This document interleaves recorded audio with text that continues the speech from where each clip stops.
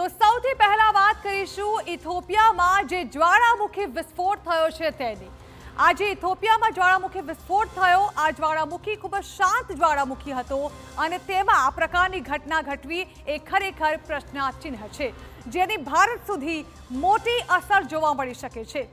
12,000 વર્ષ બાદ આ જ્વાળામુખી ફાટ્યો છે, જેની અસર હવે દુનિયાના કેટલાક દેશોમાં જોવા મળી રહી છે, જેની સીધી અસર ભારત સુધી પણ જોવા મળી છે। ભારત સુધી તેની સૌથી મોટી અસર જોવા મળી રહી છે, જેમાં મોડી સાંજ સુધી ભારતમાંથી વાદળો દૂર થવાની શક્યતા હાલ પૂરતી જોવાઈ રહી છે। માત્ર આ જ્વાળામુખીની રાખ જ નહીં, પરંતુ તેને કારણે બની શકે કે થોડો ઘણો વરસાદી માહોલ પણ છવાય। રાખના વાદળો હવે ધીમે ધીમે ચીન તરફ જવાની શરૂઆત પણ થઈ ગઈ છે। જ્વાળામુખી ફાટ્યો ઇથોપિયામાં, જેની અસર દુનિયાના અન્ય દેશોમાં પણ જોવા મળી છે।